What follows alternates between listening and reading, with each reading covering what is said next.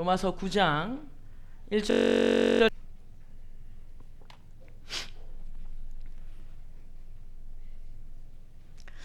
로마서 9장 1절에서 3절의 말씀 우리 다 같이 함께 합독하시겠습니다. 자, 로마서 9장 1절에서 3절 같이 읽습니다. 내가 그리스도 안에서 참말을 하고 거짓말을 아니하노라. 나에게 큰 근심이 있는 것과 마음에 그치지 않는 고통이 있는 것을 내 양심이 성령 안에서 나와 더불어 증언하노니 나의 형제 곧 골육의 친척을 위하여 내 자신이 저주를 받아 그리스도에게서 끊어질지라도 원하는 바로라. 아멘. 하나님의 말씀입니다. 우리는 지난 시간 로마서 8장을 마무리하면서 여러분 어떻게 보면 이 로마서 8장까지가 이 구원에 있어서 교리적인 부분이 다 끝났다라고 우리가 생각할 수 있을 겁니다. 그래서 신학자들 중에서도 그렇게 생각하시는 분들이 있습니다. 그래서 이 신학자들 중에서 어떤 이들은 바울이 8장을 끝으로 구원의 교리를 종결시켰고 그리고 9장부터 11장까지는 또 다른 문제들을 꺼내면서 이제 이 8장까지와 9장부터 11장을 분리시켜서 해석을 하는 사람들이 있습니다. 그래서 특히 9장부터 11장까지 여러분 이 9장부터 로마서 9장부터 11장까지는요 사실 지금까지 많이 논쟁이 되는 그러한 말씀인데요, 특히 이 부분을 종말론적인 시각으로 보려고 하는 자들이 있다는 겁니다. 그런데 저는 사실 그러한 의견에 힘을 실기보다 저는 어디까지나 바울이 이 구원의 교리가 8장으로 결국 끝난 것이 아니라 9장에 그 교리를 이어가고 있다라는 이것을 주장하는 신학자들의 의견에 동의를 한다라는 겁니다. 여러분 물론 이제 앞으로 우리가 9장, 10장, 11장을 살펴볼 텐데요. 이 9장부터 어떤 내용이 있냐면 이 이스라엘을 원가지라고 표현을 하는데 이 원가지였던 이스라엘이 믿음으로 구원을 얻는 것을 사실 거부를 하고 그들이 행위로 구원을 얻으려고 하는 그런 것으로 인하여서 여러분 그 은혜가 누구에게로 흘러가게 되냐면 이방인에게 흘러간다라는 사실에 대해서 9장, 10장, 11장 앞으로 설명이 될 텐데요. 그러나 여러분 사실 바울이 말하고자 하는 것이 뭐냐면 그래서 하나님께서 다시 이스라엘을 회복시키실 거고 그 후에 종말이 온다, 그거를 얘기를 하려고 하는 것이 아니라 어디까지나 구원은 이스라엘이 추구했던 행위로 구원을 받는 것이 아니라 오직 믿음으로 받는 것이다. 그것을 계속해서 이스라엘을 예를 들어서 설명을 하고 있는 것이다 라는 것입니다. 다시 말해서 여러분 바울은 이 로마서 8장까지 우리에게 강조했던 바가 무엇입니까? 구원은 하나님의 은혜로 받는 것이고 하나님이 택하신 자들을 구원하신다라는 내용을 담고 있어요. 그래서 그것에 대한 증거로 이제 9장부터 누구를 드러내냐면 이스라엘을 드러내는 겁니다. 유대인들을, 이스라엘을 드러내면서 비록 지금은 이스라엘이 행위로 구원을 얻으려고 그렇게 잘못된 믿음, 잘못된 신앙관을 가지고 있지만 그러나 여러분 하나님께서는요 아브라함에게 분명히 약속하셨어요. 그리고 하나님께서는 아브라함과 이삭과 야곱에게 그리고 그들의 자손들에게 계속 약속하신 바가 무엇이냐면 하나님께서 이스라엘을 결국 구원하실 것이라는 거죠. 그 하나님의 신실하심이 이루어진다라는 것을 9장, 10장, 11장을 통해서 우리가 함께 확인할 수 있다라는 것입니다. 그래서 우리가 앞으로 이 로마서 9장, 오늘부터 시작되는 이 9장부터 11장까지를 함께 세밀하게 들여다보면서 이 이스라엘을 향한 하나님의 약속을 바울이 로마서 8장까지 설명했던 이 구원의 교리를 어떻게 적용시키고 있는가, 우리가 그것을 함께 살펴볼 것입니다. 오늘은 그 말씀의 진도를 나가기에 앞서서 조금 서론적인 부분들을 함께 나누고자 하는데요. 제가 조금 전에 말씀드린 것처럼 여러분 바울은 지금 하나님의 말씀, 우리에게 8장까지 주었던 이 구원의 교리를 교리로만 끝내지 않고 그것을 이스라엘이라는 민족을 드러내면서 그 말씀을 적용시키는 것을 우리가 보게 됩니다. 다시 말해서 바울은 여러분 하나님의 말씀이 그냥 하나의 교리로만 그치지 말고 그 말씀이 우리의 삶 가운데 구체적으로 적용시키는 데까지 나아가야 된다라는 것을 보여주고 있다라는 것입니다. 여러분 우리가 성장을 함에 있어서 우리의 믿음의 성장을 가로막는 그러한 우리가 쉽게 빠지는 영적인 태만 중에 하나가 뭐냐면 우리가 그냥 그저 앉아서 하나님의 말씀을, 성경을 그냥 연구하는 것에 머무른다라는 겁니다.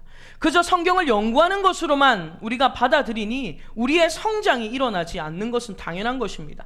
여러분 바울이 쓴 서신 중에 가장 많은 분량을 차지하고 있는 것 중에 하나가 로마서 아닙니까? 로마서가 16장까지 있거든요. 가장 많은 분량을 차지하고 있는 것 중에 하나가 로마서인데, 바울이 지금 이토록 우리에게 구원에 대해서 방대한 연구를 했다라는 거예요. 엄청난 양의 연구를 해서 우리에게 지금 로마에 있는 그리스도인들에게 편지를 보내는 이유가 뭐냐면, 그냥 그들로 하여금 그들의 지성을 잠깐 만족시켜주고 그들에게 재밌는 얘기를 해주기 위해서, 그냥 성경 공부만을 위해서 지금 이 편지를 보내는 것이 아니라 그 말씀을 그들의 삶에 적용시키기 위해서다라는 것을 우리가 이해해야 된다라는 것입니다.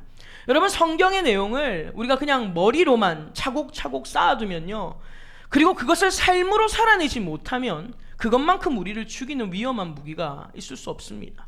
하나님의 말씀을 안다고 하면서 그 아는 것을 삶 가운데 적용하지 않고 그것을 말씀을 삶으로 살아내려는 훈련과 노력이 없으면요, 오히려 여러분 머릿속에 차곡차곡 쌓여진 성경 지식이 오히려 우리를 살린다, 죽인다라는 거죠. 여러분, 성경을 왜 읽습니까? 하나님의 말씀을 왜 가까이 합니까? 우리가 살려고 먹거든요. 근데 정작 우리가 살아나려고 살려고 읽었던 성경이 결국 우리뿐만 아니라 다른 사람들까지도 죽이는 도구가 될 수 있다라는 거예요. 그들이 누구였습니까? 바로 유대인들, 바로 바리새인들이었다라는 겁니다. 우리가 성경을 한 구절 찾아보겠습니다. 마태복음 23장을 우리가 같이 찾겠습니다. 마태복음 23장 3절에서 4절의 말씀을 보죠. 신약 성경 39페이지고요. 마태복음 23장 3절에서 4절의 말씀, 예수님께서 이 서기관과 바리새인들에게 이런 얘기를 하십니다. 3절 4절 같이 읽습니다. 그러므로 무엇이든지 그들이 말하는 바는 행하고 지키되 그들이 하는 행위는 본받지 말라. 그들은 말만 하고 행하지 아니하며 또 무거운 짐을 묶어 사람의 어깨에 지우되 자기는 이것을 한 손가락으로도 움직이려 하지 아니하며. 아멘. 여러분, 이 말씀처럼요, 이 바리새인들, 서기관들은 성경의 율법에 능통한 자들이었습니다. 하나님의 말씀을 너무너무 많이 잘 알고 있던 자들이었어요. 그런데 그들은요, 이 잘 아는 말씀을 무엇으로만 만족했냐면 그냥 자신의 지성에만 만족을 하는 거예요.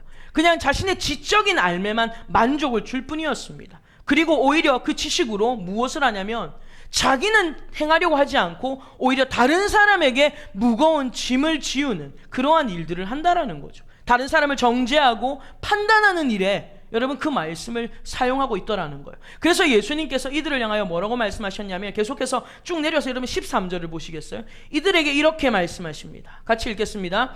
화 있을진저 외식하는 서기관들과 바리새인들이여, 너희는 천국 문을 사람들 앞에서 닫고 너희도 들어가지 않고 들어가려 하는 자도 들어가지 못하게 하는도다. 아멘. 여러분, 이 말씀을 보십시오. 하나님의 말씀을 그저 머리로만 이해한 것으로만 그치는 자들을 향하여서 예수님께서 너희는 외식하는 자들이다 라고 꾸짖으면서 뭐라고 하십니까?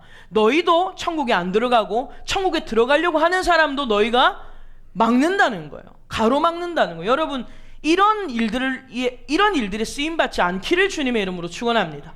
우리가 하나님의 말씀을 안다고 많이 들었다고 해서 여러분, 내가 가지고 있는 지식을 내 지적인 만족으로만 머물다 보면요, 삶에 적용하지 않고 내 삶에 실천이 없다면 결국 그것으로 나도 천국에 안 들어가고 다른 사람도 천국에 들어가는 길을 가로막고 정죄하고 판단하는 일에 그런 역할에 쓰임받게 된다라는 거예요.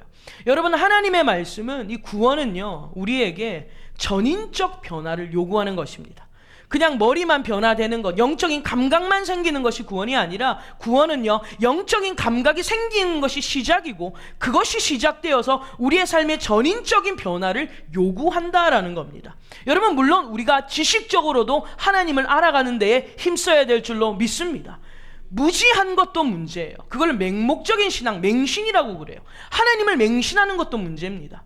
그런데 하나님을 알아야 되지만 지식적으로 아는 것, 여러분, 이것은 위험하다라는 거죠. 그런데 그러나 그렇다고 해서 하나님을 아는 것을 또한 너무 우리가 하나님을 아는 것에 있어서 또 너무 우리가 이것을 나쁘게 생각하면 안 된다라는 거. 왜냐하면 여러분, 호세아 선지자는 뭐라고 얘기했냐면, 이스라엘 백성들이 무지를 한탄하면서 너희가 하나님을 너무 모른다라고 얘기를 하면서 뭐라고 합니까? 오라, 우리가 여호와를 알자, 힘써 여호와를 알자. 오늘 저와 여러분들 하나님을 알아가는 일에 힘을 좀 쓰십시오. 힘을 좀 내십시오. 다른 일에 열심을 내기보다 하나님이 어떤 분이신가, 여러분 그냥 들었던 말씀의 몇 가지가 아니라 정말 하나님이 누구이신지를 더 구체적으로 알아가는 일에 힘쓰는 은혜가 있어야 될 줄로 믿습니다. 그런데 여러분 하나님의 말씀은 우리의 지적인 면에만 자극을 주는 게 아니라는 거예요. 하나님의 말씀 우리의 지식도 영향을 주지만 여러분 우리의 마음, 우리의 감정 그리고 우리의 의식까지 뒤흔들어 놓는다라는 거예요. 이것이 하나님의 말씀의 능력이요, 하나님의 말씀을 사람의 말로 받지 않고 이 시간 하나님의 말씀으로 받는 저와 여러분들에게 그 은혜가 있을 줄 믿습니다. 우리의 생각만이 아니라 우리의 마음과 우리의 의식까지 영향을 준다라는 거예요. 그래서 우리가 하나님을 알아가되 평생 알아가야 돼요. 이것이 참 좋은 자세거든요. 여러분 유대인들이 아이들을 참 잘 가르치는 유대인 교육법이 얼마나 뛰어납니까? 그런데 유대인들의 모토 중에 하나가 뭐냐면 우리는 공부는 뭐가 있다 그래요? 때가 있다 그러잖아요. 그래서 애들 보고 야, 너 지금 공부할 때야. 너 때가 있어. 공부는 나중에 시간 지나면 공부 못해. 물론 그렇습니다만은 공부는 때가 있어요. 그러나 유대인들은 어떤 생각을 가지고 있냐면 공부는 평생 하는 것이다. 그런 생각들을 가지고 있다라는 거죠. 나는 나이가 들어서 안 되고 나는 이것이 안 되고 난 저것이 안 되고 핑계거리를 찾으며 공부를 안 하는 게 아니라 오늘 저와 여러분들은 하나님을 알아가는 일에 때가 있는 게 아니라 평생을 투자하셔야 돼요. 왜냐하면 그분은 영원하시고 그분은 전능하시고 그분은 전지하시고 여러분 그분은 우리의 지혜로 평생을 알아도 알지 못하는 분이기 때문에 우리가 그분을 내 인생의 평생을 투자하여서 아는 일에 힘써야 된다라는 것입니다. 그러나 하나님을 알아가는 것이 단순히 지식적인 알미 되어서는 안 된다라는 거예요. 그냥 지식적인 알미 아니라 우리 삶 속에서 하나님을 경험하고 그리고 체험하는 알미 될 때에 여러분 하나님을 알아가는 그 알미 더욱더 풍성해지는 은혜가 있을 줄 믿습니다. 여러분 그런 의미에서 바울은 오늘 본문에서 자신이 앞서 8장까지 강조했던 그 구원의 교리들을 우리가 구원의 서정들을 쭉 함께 살펴봤는데 그 구원의 교리들을 지금 다른 사람의 삶이 아니라 자기의 삶에 적용하고 있다라는 것을 우리가 9장을 통해서 확인할 수 있다라는 거예요. 여러분 바울은 앞서 8장까지 구원에 있어서 뭘 강조했습니까? 그 어떤 피조물도 우리를 그리스도의 사랑에서 끊을 수 없다. 여러분 어떤 것도 우리를 그리스도에게서 주님이 우리에게 주신 구원을 어느 누구도 끊을 수 없다라는 것을 계속해서 반복하며 강조하면서 지금 간절한 마음으로 그 뜨거운 마음으로 9장을 시작하고 있는 겁니다. 그러면서 9장 1절에 보면요, 우리가 1절 2절이 묶여 있는데 오늘 본문으로 다시 돌아가서 우리 1절 2절을 한번 같이 읽겠습니다. 로마서 9장 1절 2절 같이 읽습니다.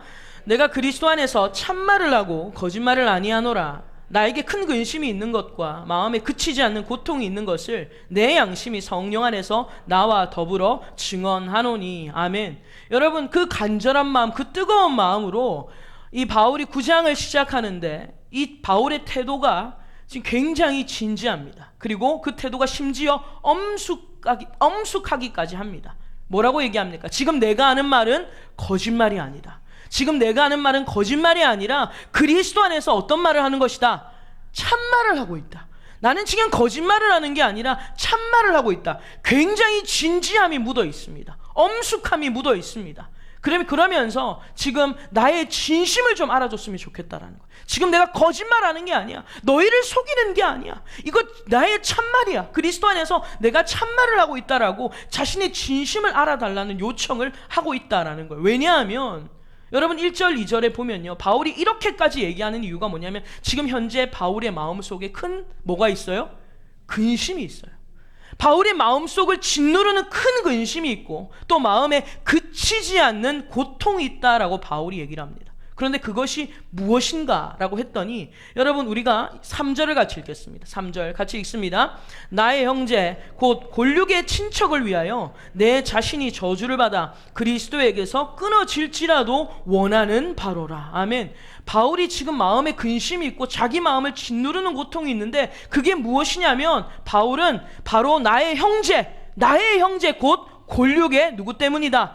친척 때문이다 라고 그렇게 얘기를 하고 있는 겁니다. 여러분 지금 왜 바울이 이처럼 자기 형제 곧 골육의 친척들 때문에 이토록 마음에 큰 근심이 있고 이 마음에 그치지 않는 고통을 갖게 되는가 하면 여러분 바울은요 그 당시뿐만 아니라 지금까지도 유대인들에게는 어떻게 기억이 되어 있냐면요, 유대인들에게는 바울이 반역자예요. 그리고 배신자라는 주홍 글씨가 따라다니고 있다라는 거예요. 그때뿐만 아니라 지금까지도 그렇다라는 겁니다. 여러분, 원래 바울은 어떤 존재였냐면, 우리가 빌립보서 3장의 말씀을 같이 찾아서 읽겠습니다. 빌립보서 3장 4절에서 5절의 말씀을 보겠습니다. 신약 성경 321페이지 빌립보서 3장 4절에서 5절 같이 읽겠습니다. 그러나 나도 육체를 신뢰할 만하며 만일 누구든지 다른 이가 육체를 신뢰할 것이 있는 줄로 생각하면 나는 더욱 그러하리니 나는 8일 만에 할례를 받고 이스라엘 족속이요 베냐민 지파요 히브리인 중에 히브리인이요 율법으로는 바리새인이요 열심으로는 교회를 박해하고 율법의 의로는 흠이 없는 자라. 아멘. 여러분, 이 말씀에 4절 5절 6절에 보면 여러분, 바울이 어떤 존재라고 합니까? 나는 유대인들처럼 태어날 때 8일 만에 뭘 받았다? 할례를 받았고, 그리고 나는 이스라엘의 족속이고, 특히 이스라엘 족속 안에서도 어디다? 베냐민 지파. 여러분, 이 바울은요 정말 뼈대 있는 집안 사람이에요. 여러분, 뼈대 없는 사람들, 뼈대 없는 집안, 여러분, 근간 없는 집안 얼마나 많이 무시당합니까? 그런데 바울은요 이렇게 이 태어날 때에 얼마나 좋은 집안에서 태어난지 몰라요. 지파가 있었고요, 그리고 심지어 히브리인 중에 히브리인이다 라고 얘기하고 있고, 나는 율법으로도 무엇이고 바리새인이었고, 그리고 열심으로는 교회를 박해했고 율법의 의로는 흠이 없는 자다 라고 여러분 자신을 얘기를 하고 있어요. 자기가 원래 이랬다라는 거예요. 그런데 여러분, 그랬던 바울이 지금 유대인들 입장에서는 어떤 사람이 됐냐면 동족을 배신한 겁니다. 같이 자기들처럼 교회를 핍박하고 예수 믿는 사람들을 구박하다가 바울 혼자 마음을 싹 바꾼 거죠. 그러니까 유대인들 입장에서는, 동족 입장에서는 이 바울은 유명한 위인이 아니라 그들에게는 여러분 매국노고 사기꾼이 된 거예요. 우리를 배신하고 지금 교회의 앞잡이가 되었다라는 겁니다. 그래서 사실 여러분, 우리에게는 바울 하면 정말 위대한 위인으로 우리가 여기잖아요. 바울의 신앙을 어떻게 따라갈까? 우리가 바울을 본을 받아야 되는데 이런 마음을 가지고 신앙생활을 하시죠? 아니신가 봐요. 여러분, 바울이 여러분 발밑에 있으신가요? 여러분, 우리가 이 바울 하면 우리에게는 굉장히 위인이고 신앙에 있어서 우리가 본받을 대상인데, 유대인에게서는 그렇지 않다라는 거예요. 유대인들에게는 매국노예요. 그리고 배신자입니다. 반역자입니다.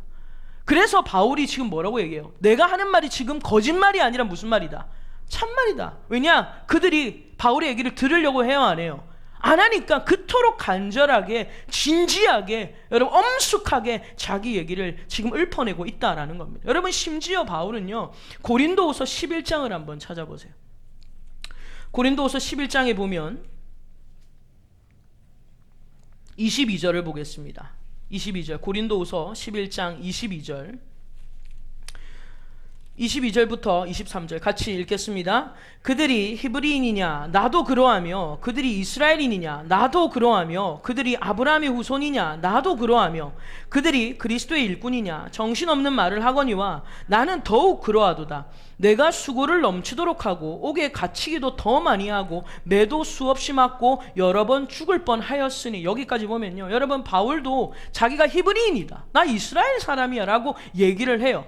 그리고 자기는 그리스도를 위하여 더 많이 수고했다고 하는데, 얼마나 수고했냐면 옥에 갇히기도 하고 맞기도 수없이 맞아요. 근데 심지어 누구한테까지 맞냐면, 여러분 24절 보십시오. 24절 같이 읽겠습니다. 유대인들에게 40에서 하나 감한매를 5번 맞았으며. 여러분, 지금 이 바울이 누구에게 맞았어요? 유대인들에게. 유대인들이 원래는 뭐예요? 혈육이었고 친척이었고 여러분 동족이었다 이 말이에요. 너무너무 친했던 그런 자들에게서 여러분 이렇게 많이 맞았다라는 거예요. 여러분, 당시에는요 40대까지가 불법입니다. 이 매를 때릴 때 40대 이상 때리는 건 불법이에요. 그래서 여러분 최고의 매를 때리는 거예요. 40대까지 때리면 안 되니까 하나를 감해서 몇 대를 때려요? 39대를 때리는 거예요. 39대를. 그래서 그것을 또 몇 번을 때립니까? 5번을 때리는 거죠. 그만큼의 많은 매질을 여러분 당했던 자가 이 바울이었다라는 거예요. 지금 바울은 원래는 그도 히브리인이었고 원래는 그도 바리새인이었지만 여러분 결국 하나님을 믿는다, 예수님을 믿음으로 말미암아 동족에게는 매국노가 되고 사기꾼이 되어버렸어요. 교회 앞잡이가 된 겁니다. 그래서 여러분 유대인들에게 얼마나 끔찍한 취급을 받았는지 몰라요.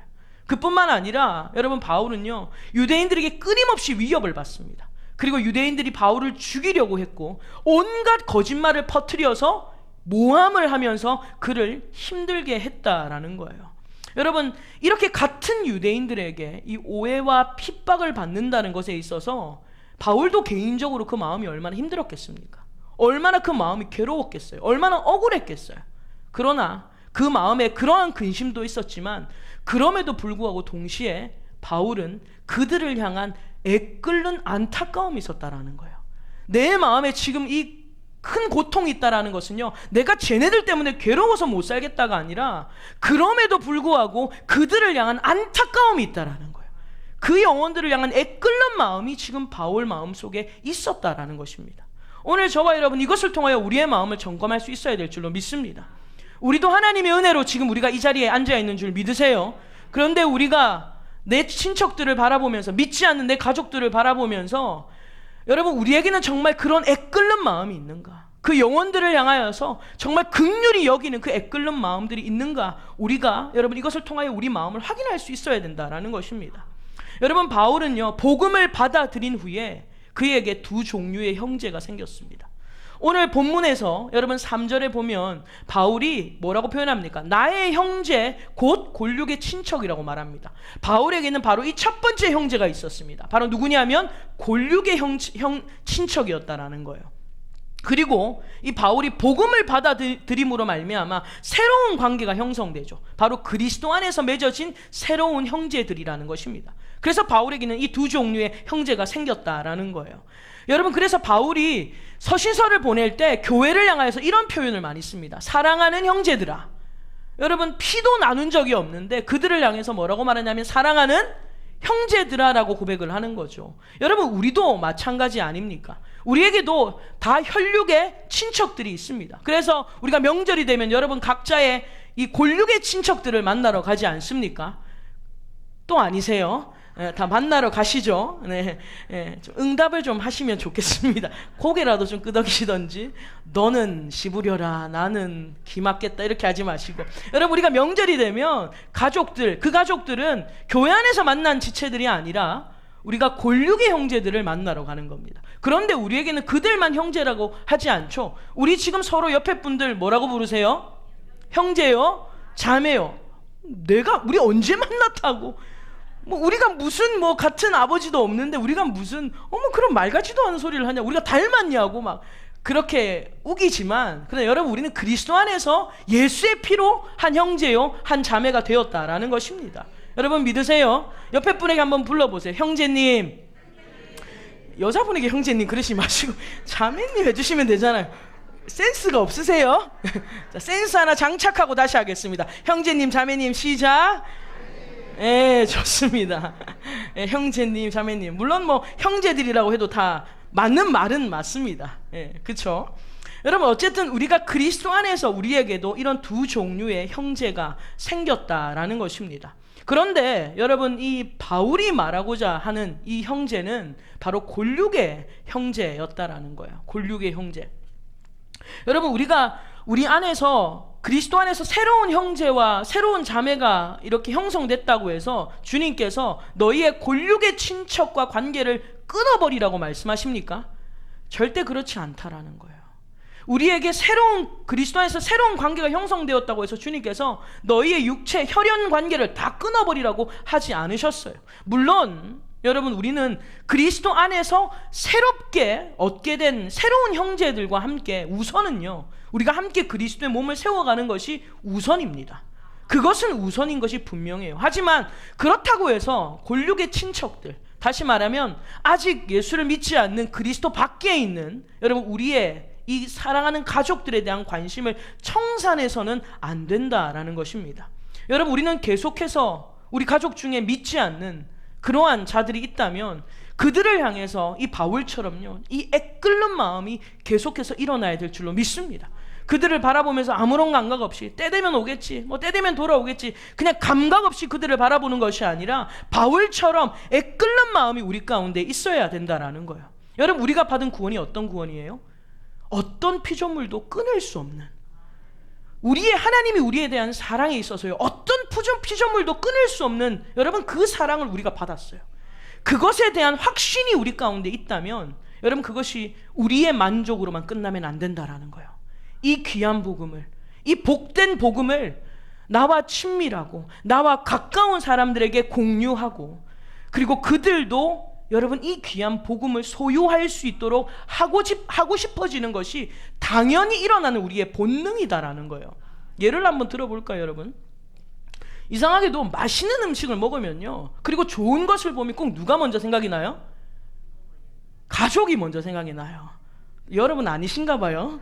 가족들하고 관계가 되게 안 좋으신가 본데 오늘 말씀 듣고 회복하시기 바랍니다. 여러분, 우리가 맛있는 거 먹으면, 아니면 좋은 거 보면 가족들이 이상하게 먼저 생각나요. 싸워도 그래도 가족이 먼저 생각이 나요. 여러분, 맛있는 거 먹으면서 이거 어머니 아버지 좋아하시겠다, 이거 내 동생이 좋아하겠다, 이거 우리 언니나 오빠가 좋아하겠다, 이거 우리 조카들이 좋아하겠다, 이거 우리 새끼들이 좋아하겠다. 여러분, 이상하게 가족들 생각이 절로 든다라는 거예요. 그래서 저희 부모님도, 저희 아버지도 뭐 몸에 좋은 것만 있으면 먹으라고, 신혜야 이거 꼭 먹어야 된다, 너무 많이 먹어서 이런 거예요. 여러분 오해하지 마시기 바랍니다. 너무 많이 주셔가지고 너무 많이 먹어서 그런 거예요. 근데 제가 저희 어머니께 들은 재밌는 얘기가 하나 있는데, 저희가 어릴 때 부모님께서 이제 신방을 하시고 집에 오시면서 맛있는 빵을 하나 가지고 오셨는데 그 빵이 하나밖에 없었대요. 그래서 저희 아버지가 저희 막내 동생을 조용히 불렀답니다. 그리고 그 동생을 장롱에다가 넣어놓고 그 빵을 남동생만 먹인 거예요. 제가 얼마나 억울했으면 지금까지 빵에 대한 한이 맺혀 있어요. 그때는 사실 몰랐어요. 근데 저희 어머니가 알려줘가지고, 그래서 장롱에다가 넣어놓고 빵을 먹인 거죠. 그 얘기를 들었는데 되게 섭섭하더라고요. 근데 또 한편으로는 그냥 하나밖에 없는 아들이고 또 막내니까 아버지 마음도 이해가 돼요. 괜찮습니다. 여러분 괜찮아요. 괜찮아요 진짜. 왜냐하면 앞으로 저도 맛있는 거 생기면 어머니만 드릴 예정이에요. 괜찮아요 여러분. 여러분, 우리가 이처럼 좋은 거 생기면 어때요? 가족들 먼저 생각나죠. 가족들 먼저 주고 싶어요. 가장 가깝고 가장 친밀한 사람에게 그 사람도 이거 좀 먹어봤으면 좋겠다, 그 사람도 이거 가졌으면 좋겠다, 그런 소유하는 마음이 생기잖아요. 여러분, 저도 한국에 나올 때 이렇게 퇴직금을 받으니까 제일 먼저 생각나는 사람이 이 퇴직금으로 나 부모님께, 우리 가족들에게 좋은 선물 해주고 싶다, 그런 마음이 생기는 거예요. 그래서 제가 평소에 미국에서는 한 번도 만져보지 못했던 그 돈을 제가 퇴직금이라는 것을 받아 나왔을 때 어머니에게, 아버지에게, 동생에게, 언니에게 이렇게 선물을 했던 그런 기억이 납니다. 여러분, 우리는 좋은 걸 보면, 그리고 귀한 것을 보면 가족들이 생각나는 게 본능이다라는 거예요. 여러분, 우리가 이 구원이라는 것은 아까 전에 뭐라고 했습니까? 누구도 끊을 수 없는 거예요. 누구도 끊을 수 없는 이 소중하고 이 귀한 복음을 저와 여러분들이 소유했다면, 여러분, 이것을 그냥 우리가 아는 것으로만 그쳐서는 안 된다라는 거죠. 내가 안 것으로만 그쳐서는 안 된다라는 거예요. 우리가 요한복음 13장을 한번 찾아보겠습니다. 요한복음 13장 12절에서 17절입니다. 신약 성경 169페이지고요. 요한복음 13장 12절에서 17절 우리 같이 한번 읽어보겠습니다. 그들의 발을 씻으신 후에 옷을 입으시고 다시 앉아 그들에게 이르시되 내가 너희에게 행한 것을 너희가 아느냐? 너희가 나를 선생이라 또는 주라 하니 너희 말이 옳도다. 내가 그러하다. 내가 주와 또는 선생이 되어 너희 발을 씻었으니 너희도 서로 발을 씻어주는 것이 옳으니라. 내가 너에게 행한 것 같이 너희도 행하게 하려 하여 본을 보였노라. 내가 진실로 너에게 이르노니 종이 주인보다 크지 못하고 보냄을 받은 자가 보낸 자보다 크지 못하나니 너희가 이것을 알고 행하면 복이 있으리라. 아멘. 예수님께서 사랑하는 제자들의 발을 씻겨주십니다. 발을 씻겨주시면서 12절에 이렇게 말씀하시죠. 그들에게 내가 너에게 행한 것을 너희가 아느냐? 라고 이렇게 물으십니다. 그때 여러분 또한 15절에 이렇게 말씀하십니다. 내가 너에게 행한 것 같이 너희도 행하게 하려 하여 본을 보였노라. 주님이 본을 보이신 이유가 너희도 그렇게 하라고 본을 보이셨다라는 거예요. 그래서 17절에 이렇게 말씀하시죠. 한 번 더 17절 읽겠습니다. 너희가 이것을 알고 행하면 복이 있으리라. 아멘. 할렐루야. 하나님의 말씀을 아는 것으로만 그치는 것이 아니라 구원의 교리를 잘 적용시켰다고, 내가 구원의 교리를 잘 이해했다라고만 끝내지 마시고, 오늘 저와 여러분들 우리가 받은 이 구원의 교리, 이 구원의 은혜를요 알고 그리고 행하면 뭐가 있다? 복이 있다라고 우리 가운데 말씀하시는 거예요. 그래서 여러분, 우리가 말씀을 알았다라고 했을 때 그 안 말씀을, 여러분 우리가 알을 우리의 삶 속에서 행할 수 있는 실천이 뭐냐라는 거예요. 바로 그것이 이 복음, 이 귀한 복음을 가장 가깝고 그리고 가장 친밀한 자들에게 소유하도록 돕는 것입니다. 여러분, 물론 우리가 그들을 돕는다고 해서 우리가 그들을 구원할 능력은 없어요. 우리가 그들을 구원할 수는 없습니다. 그런데 여러분, 제가 지난 시간에 마지막에 막달라 마리아 얘기해드렸지 않습니까? 우리가 부지런히 알리면 나머지는 부활의 영이신 예수님, 다시 말하면 성령께서 그들 가운데 역사하신다라는 거예요. 그것을 믿음으로, 지금 당장은 반응이 없다고 해서 실망하지 마시고, 우리는 부지런히 좋은 것을, 내가 갖고 있는 이 귀한 것을요, 우리 사랑하는 나의 친밀한 혈육들에게 여러분 나누어주는 은혜가 있어야 될 줄로 믿습니다. 그때 성령이 역사하신다라는 거예요. 우리가 7월 28일에 관계전도를 통하여서 이번에 전도 축제를 하는데, 여러분 우리가 이것을 기점으로, 이것을 우리가 중심으로 지금부터 계속해서 우리 주변에 있는 자들에게 내가 받은 이 귀한 복음을요 여러분 나누어주는, 여러분에게 생각이 떠오르는 사람들에게 나누어주는 은혜가 있기를 주님의 이름으로 축원합니다. 그런데 여러분, 우리가 한 가지 더 생각해 볼 게 뭐냐면요, 사실 오늘 본문에서 바울이 강조하고 있는 것은요, 어쨌든 자신의 형제, 다시 말하면 골육의 친척들인데, 이 친척들 때문에 자기 마음이 지금 굉장히 무겁다라고 했어요. 근데 왜 그런가 하면요, 이 친척들이 지금 자신을 환영하는가, 바울을 자랑스럽게 여기는가 하면 그렇지 않다라는 거예요. 아까 제가 말씀드렸죠. 여러분, 유대인들에게서 바울은 위인이 아니라 뭐라고요? 매국노요, 배신자요, 반역자요, 사기꾼이라는 거예요.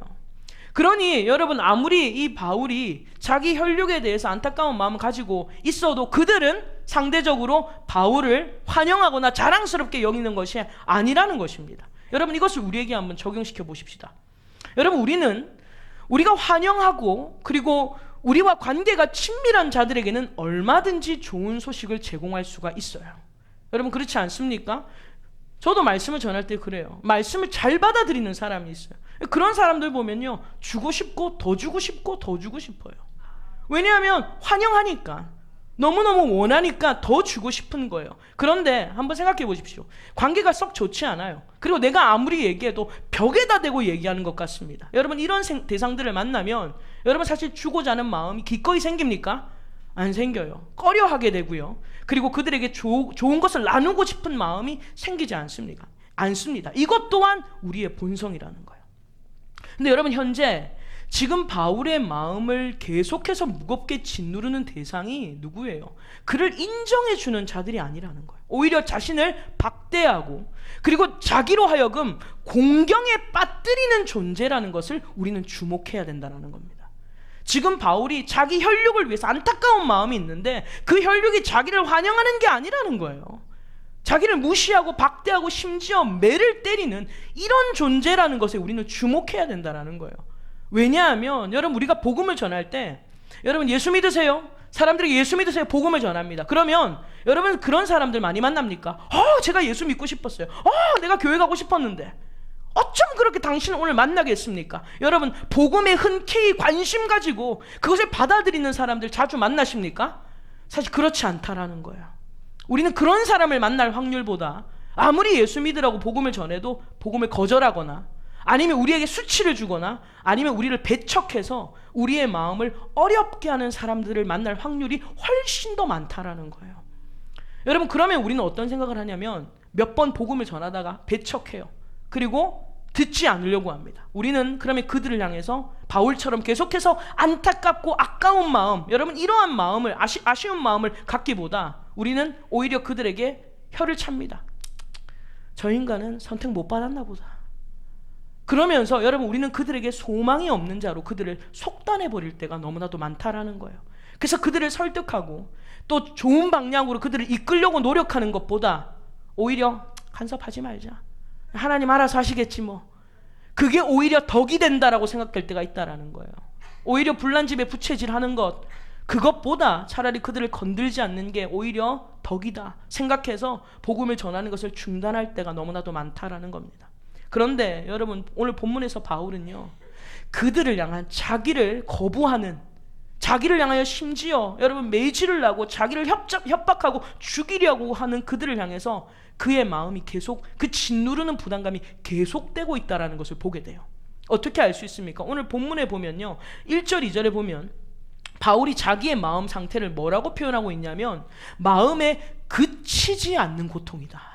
이 고통이요, 잠깐 왔다가 사라지는 게 아니라 고통이 그치지 않는다는 거예요. 계속해서 그들을 향해 마음이 계속해서 짓누르고 있다라는 것으로 표현을 하고 있습니다. 자기를 배척하고 자기에게 온갖 수모를 주고 자기를 공경에 빠뜨리는 대상인데도 불구하고 바울은 그들을 향해 이 애끓는 마음이 없어지지 않는다라는 거예요. 여러분, 저는 이 부분을 읽으면서 저 안에도 그러한 마음이 있기를 소망했는데, 여러분 사실 이게 쉬운 일일까요? 어려운 일일까요? 어려운 일이다라는 거죠. 내가 복음을 전했는데 안 들어요. 안 주고 싶죠. 왜? 나를 무시했기 때문에. 내가 더 중요한 겁니다. 그런데 가만히 생각해 보는 거죠. 바울이 어떻게 이런 마음을 가질 수 있었을까? 바울이 어떻게 이런 겸손하고 예수님의 마음을 가질 수 있었을까? 과연 그 동기가 무엇일까? 가만히 생각해 봤을 때 드는 한 가지 생각이 뭐냐면, 바울은요, 나도 그들 중에 하나였다라는 인식이 있었다라는 거예요. 개구리가 올챙이적 생각을 하는 겁니다. 근데 여러분, 개구리가 되고 나면 올챙이적 생각 안 하잖아요. 마치 내가 태어날 때부터 뭐인 것처럼, 개구리인 것처럼 큰일 날 소리 하는 거예요. 제가 태어날 때부터 이 상태였으면 저희 어머니는 아마 천국 가셨을 겁니다. 여러분, 우리는 태어날 때부터 우리가 어른이라고 생각하지 않죠. 우리도 다 어린 시절이 있는 거예요. 청년의 때가 있는 겁니다. 그런데 사실 어른들이 청년들 보면서 안타까워 막 혀를 끌끌 차요. 너희가 그렇게 살면 안 되지. 너희 그렇게 살면 안 되지. 근데 여러분, 쟤네들이 그렇게 살고 싶어서 살아요? 여러분들은 저 나이 때 그렇게 안 사셨습니까? 다 그렇게 살았어요. 모르고 그러고 살았어요. 그런데 내가 이제 개구리라고 올챙이들 보고, 어이구 너희 예배 시간에, 어이구 너희들, 어이구 너희들. 제가 볼 땐 예쁘기만 하구만. 여러분, 우리가 자기가 올챙이 쪽을 잊어버릴 때가 너무 많아요. 그런데 바울은요, 자기도 그들 중에 하나였다라는 인식이 있었다라는 거예요. 자기 인식이 있었다라는 거예요.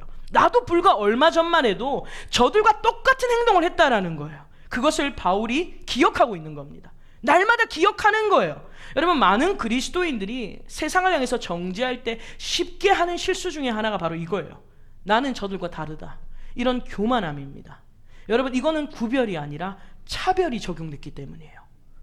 여러분, 분명히 하나님은 우리를 거룩한 백성으로 구별시키셨어요. 우리를 구별시켰지만 그 구별이 세상과 우리를 차별하라고 한 게 아니다 이 말이에요. 그런데 우리는 내가 구별된 백성이라고 안 믿는 사람들을 스스로 차별화시키는 거죠. 차별성을 가지고 세상을 대하기 때문에 믿지 않는 사람들을 보면서 우리는 소망을 발견하지 못하는 거예요. 나는 하나님을 이제 믿으니까 괜찮고, 안 믿고 안 받아들이는 사람을 보면요, 그냥 답이 없는 거예요. 답답한 거예요. 소망을 발견하지 못하는 겁니다. 그래서 그들이 우리를 향해서 해코지하려고 하거나 우리를 향해서 욕할 때 같이 분을 내는 거예요. 같이 화를 내는 거예요. 지금 뭐라고? 지금 나한테 뭐라고 했냐고. 오히려 막 화를 내는 것을 우리가 보게 됩니다. 그런데 바울은 자기가 어떤 사람이었는지를 충분히 인식하고 있었다라는 거예요. 한번 찾아보시겠어요? 디모데전서 1장입니다. 디모데전서 1장 13절의 말씀을 한 절만 읽겠습니다. 337페이지고요. 디모데전서 1장 13절 같이 읽겠습니다. 내가 전에는 비방자요 박해자요 폭행자였으나 도리어 긍휼을 입은 것은 내가 믿지 아니할 때에 알지 못하고 행하였음이라. 아멘. 여러분, 바울이 뭐라고 얘기합니까? 내가 지금 원래 나도 어떤 자였다. 나도 똑같이 예수를 믿는 사람을 뭐 했고? 비방했고, 그리고 박해했고, 그리고 폭행했다. 이렇게 자기의 이전의 모습, 이 개구리가 올챙이적 시절을 생각하는 겁니다. 나도 이랬다라는 거예요. 그런데 내가 긍휼을 입게 된 것은 내가 믿지 아니할 때에 알지 못하고 행하였다라고 그렇게 얘기하는 거예요. 그러니까 이것을 자기에게만 적용하는 게 아니라 이것을 누구한테 적용하냐면 권력의 친척들, 자기를 공격하는 권력의 친척들에게 적용을 하고 있는 거예요. 그들도 알지 못하기 때문에 그러는 거다. 그래서 참을 수 있는 겁니다. 그런데 우리는 못 참는 이유가 뭐냐면, 상대방이 뭘 잘못할 때 우리가 잘 못 참는 이유 중에 하나가 뭐냐면 그 입장을 생각을 안 해서 그래요. 내가 그러한 상태였다라는 것을 우리가 잊어버릴 때가 너무나도 많습니다.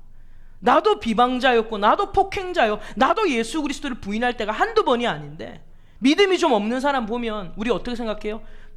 저 믿음 없는 것, 저 믿음 없는 것, 우리 함부로 손가락질하고 판단할 때가 있다는 거예요. 젊은 애들이 조금 흔들릴 때 있죠.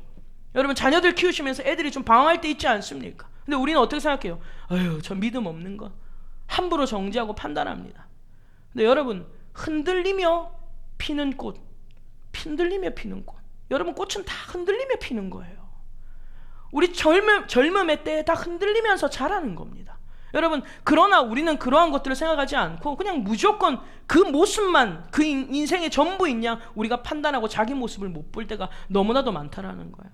제가 우리 청년들을 대할 때 저도 참 답답할 때가 왜 없겠습니까만은 저는 많이 참으려고 해요. 근데 많이 참는 이유 중에 하나가 뭐냐면, 저는 제 모습을 생각합니다. 제가 20대 때 내가 쟤네들보다 과연 나았다고 말할 수 있을까? 내가 20살 때 쟤네들보다 신앙생활 잘했다라고 말할 수 있을까 생각하면요, 아니거든요. 부끄럽거든요. 그래서 저는 오히려 쟤네들이 나보다 더 낫다라는 생각을 하게 되면요, 오히려 참아지게 된다라는 겁니다. 여러분, 우리가 거듭나지 않는 자들에게 아무리 맞대응해 보십시오. 그들에게 화를 내보시고 겁을 줘보세요. 소용이 있어요, 없어요? 없어요. 요즘에 한번 예수 안 믿으면 지옥 간다 그러면 사람들은 뭐라 그러는 줄 알아요? 그래 갈게? 지옥이 무슨 불가만 줄 알아요. 왜 그래요? 모르니까 찜질방인 줄 알아요. 요즘에는요, 겁줘도 먹히지도 않아요. 예수 믿고 천국 가고 예수 안 믿으면 지옥 가요. 겁줘봐요. 콧방귀 낍니다. 찜질방 가듯이 가서 계란 까먹으려고 생각해요. 아무리 겁줘도 소용없어요. 여러분, 성령께서 역사해야만이 가능합니다. 성령께서 역사하셔야 돼요. 그래서 저와 여러분들 복음 증거할 때요, 사람들이 반응이 없다고 해서, 아니면 사람들이 나한테 모욕을 줬다고 해서 막 화내고 막 분내고 겁주려고 막 태세를 취하지 마시고, 나도 저들과 똑같은 자였다, 나도 그랬잖아, 여러분 이것을 인식함으로 그들을 참아내는 것부터 복음을 증거하는 것을 시작하셔야 될 줄로 믿습니다. 그들을 참아내는 것이 복음의 증거의 시작이라는 거예요. 이것이 복음을 전하는 출발점이라는 겁니다.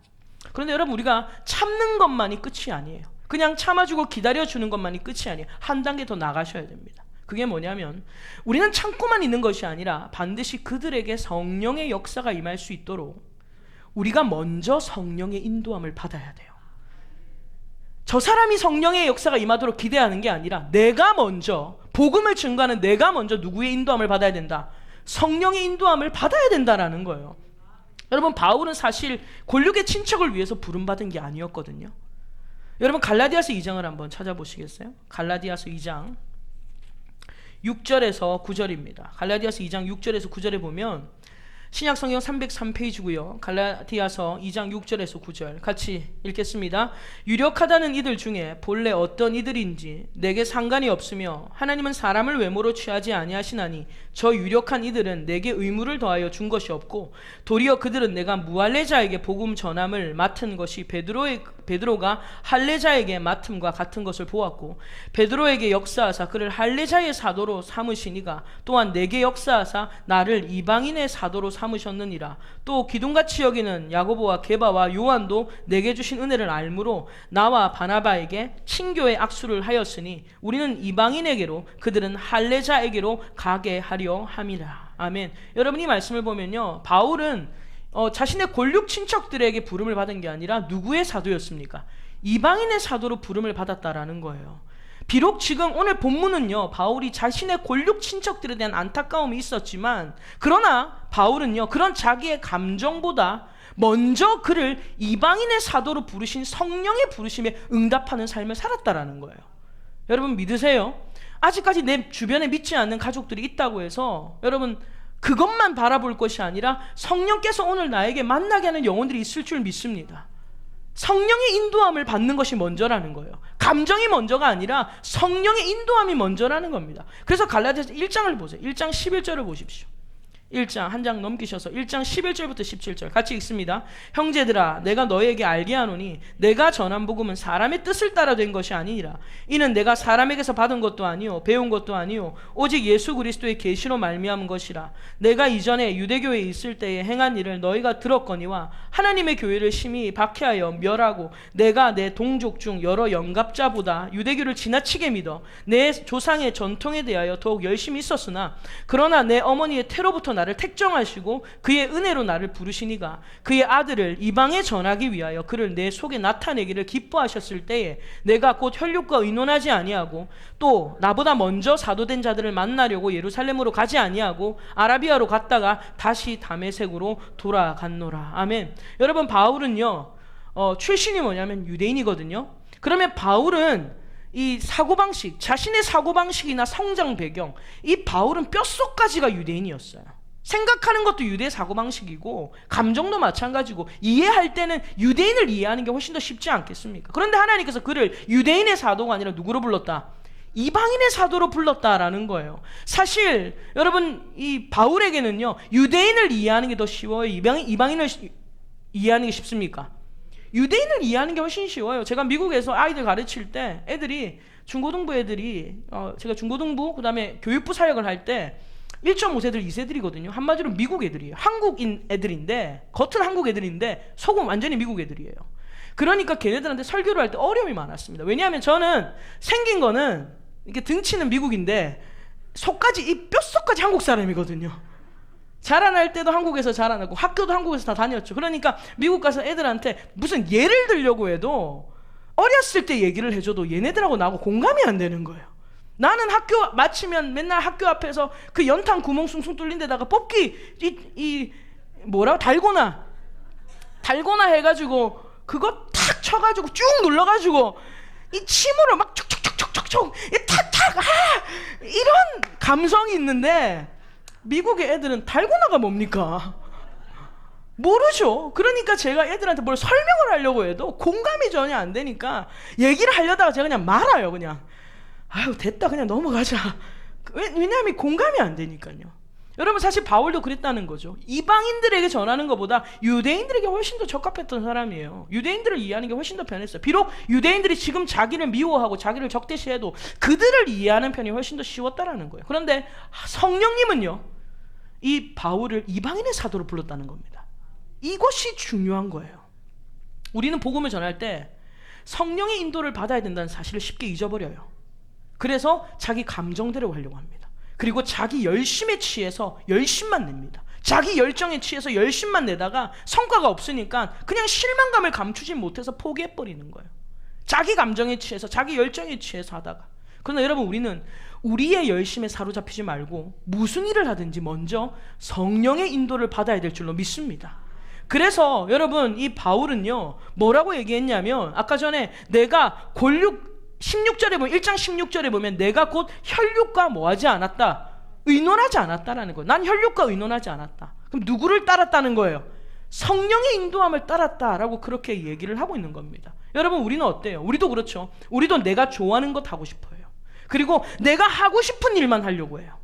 근데 참으로 거듭난 사람은요 바울처럼 내가 좋아하는 거 내가 하고 싶은 일만 하는 게 아니라 거듭난 사람은 성령의 인도함을 받는 사람이에요. 여러분 믿으세요? 그래서 로마서 8장 13절 14절 제가 읽어드리겠습니다. 너희가 육신대로 살면 반드시 죽을 것이로되 영으로서 몸의 행실을 죽이면 살리니 무릇 하나님의 영으로 인도함을 받는 사람은 곧 하나님의 아들이라. 하나님의 영의 인도함을 받는 자가 하나님의 아들이다. 거꾸로 말하면 하나님의 아들들은요 하나님의 영의 인도함을 받아야 된다라는 거예요. 성령의 인도함을 받아야 된다라는 거예요. 여러분 그것을 어떻게 증명할 수 있냐라는 거예요. 마지막으로 바울이 어떻게 성령의 인도함을 받았는가. 우리가 마지막으로 사도행전 16장을 같이 찾겠습니다. 사도행전 16장 자 6절에서 7절의 말씀을 보면요 215페이지 신약성경 사도행전 16장 6절 7절 같이 읽겠습니다. 성령이 아시아에서 말씀을 전하지 못하게 하시거늘 그들이 부르기아와 갈라디아 땅으로 다녀가 무시 앞에 이르러 비두기아로 가고자 애쓰되 예수의 영이 허락하지 아니하시는지라. 아멘. 여러분, 이 말씀을 보면요, 이 바울은 원래 아시아를 가려고 생각을 했는데 누가 허락지 아니하셨다? 성령이 허락지 아니하시니까 그들이 부르기아와 갈라디아 땅으로 다녀가다가 무시 앞에 이르러서 다시 비두니아로 가려고 하는데 또 누가 허락하지 않아요? 예수의 영이 허락하지 않아요. 성령이 허락하지 않으니까 8절에 보면 무시아를 지나서 어디로 내려갑니까? 드로아로 내려가요. 그런데 그때 밤에 환상이 보입니다. 마게도냐로 와달라는 환상을 보이고, 그래서 여러분 이 마게도냐로 갔더니 빌립보라는 지방에서 누구를 만나냐면 바로 루디아를 만나면서 그곳에 빌립보 교회가 세워지는 겁니다. 오늘 저와 여러분들은 내 열심과 내 열정과 내가 하고 싶은 것을 하는 삶이 아니라 오늘 저와 여러분들은 성령이 이끌리는 삶을 살아야 돼요. 혈육과 의논하는 삶, 사람과 의논하는 삶이 아니라 성령께 물으십시오. 성령께 여러분의 삶을 의탁하셔야 된다는 거예요. 그 말은 가족들이 하는 얘기 다 무시하고 나는 무조건 성령 충만하기 때문에 성령, 그것도 교만이에요. 그런 의미가 아닙니다. 가족을 다 무시하는 의미가 아니에요. 여러분, 베드로요, 복음 증거하러 다닐 때 아내랑 같이 다녔어요. 고린도전서 9장에 나옵니다. 베드로는 아내랑 같이 다녔어요. 중요한 건 아내랑 같이 다니느냐, 바울처럼 독신이냐가 중요한 게 아니라 성령의 인도함을 받는 게 중요한 겁니다. 그래서 복음을 증거할 때에 내 열정, 내 감정에 사로잡히지 말고 내가 전하고 싶은 사람, 전하기 싫은 사람을 내가 가르지 말고 누구의 인도를 받아야 된다? 성령의 인도를 내가 먼저 받아야 돼요. 그때 하나님의 영의 역사가 일어날 줄로 믿습니다. 이것이 너무너무 중요한 자세다라는 거예요. 그래서 여러분, 이 바울은요, 자기의 모든 사역의 마지막에 이런 고백을 하고 있어요. 우리 마지막으로 한 구절만 더 찾겠습니다. 우리가 디모데후서 4장을 찾겠습니다. 디모데후서 4장 17절에서 18절의 말씀. 디모데후서 4장 17절에서 18절 347페이지 신약성경 같이 읽겠습니다. 주께서 내 곁에 서서 나에게 힘을 주심은 나로 말미암아 선포된 말씀이 온전히 전파되어 모든 이방인이 듣게 하려 하심이니 내가 사자의 입에서 건짐을 받았느니라. 주께서 나를 모든 악한 일에서 건져내시고 또 그의 천국에 들어가도록 구원하시리니 그에게 영광이 세세 무궁토록 있을지어다. 아멘. 할렐루야. 여러분, 이 바울이요, 자신의 사역을 마무리할 때에 이제 디모데에게 마지막 자기 유언 같은 얘기를 합니다. 지금까지 내 사역은 어떻게 할 수 있었냐면 주께서 내 곁에 서서 나에게 힘을 주셨다. 여러분, 성령의 인도함을 받았다라는 거죠. 주께서 내 곁에 쓰셔서 나에게 힘을 주셨다. 그래서 자기가 복음을 담대하게 선포할 수 있었다라는 거예요. 그리고 사자의 입에서 건짐을 받을 수 있었다. 온갖 어려움과 고통 속에서도 하나님이 자기를 보호하셨고 그리고 이후에 천국까지 자기를 인도하실 것이라는 거예요. 오늘 저와 여러분들 오늘 이 말씀을 한번 기억하셨으면 좋겠습니다. 우리가 하나님의 말씀을 받음에 있어서 또한 이 말씀을 우리가 그저 지식적인 알무로만 그치지 마시고요. 여러분, 이 말씀 우리 삶 가운데 적용하는 은혜가 있어야 될 줄로 믿습니다. 또한 우리가 이 복음을, 이 귀한 복음을 우리가 증거할 때에 사람들이 받지 않는다고 해서, 사람들이 달가워하지 않는다고 해서 조급해하거나 염려하거나 걱정하거나 아니면 내 힘으로, 내 감정으로 그 사람을 바꿔보려고 노력하는 것이 아니라 먼저는 참음으로 시작하셔야 된다는 거예요. 나도 그들과 똑같은 사람이었다. 나도 저들과 똑같은 존재였다라는 것을 참음으로 기다리되 저 사람이 성령 받을 걸 기대하기 전에 내가 먼저 성령의 인도함을 받아야 돼요. 그래서 성령의 인도함을 따라 살아갈 때에 하나님의 성령이 우리의 삶을 통하여 우리 곁에 서서 여러분 우리에게 힘을 더하시고 여러분 우리를 통하여 하나님의 역사를 보게 하실 줄로 믿습니다. 오늘 주신 이 말씀도 여러분 알무로 끝내지 마시고 여러분의 삶에 적용하는 은혜가 있기를 주님의 이름으로 축원합니다. 우리 주님께 영광의 박수 올려드리겠습니다. 할렐루야.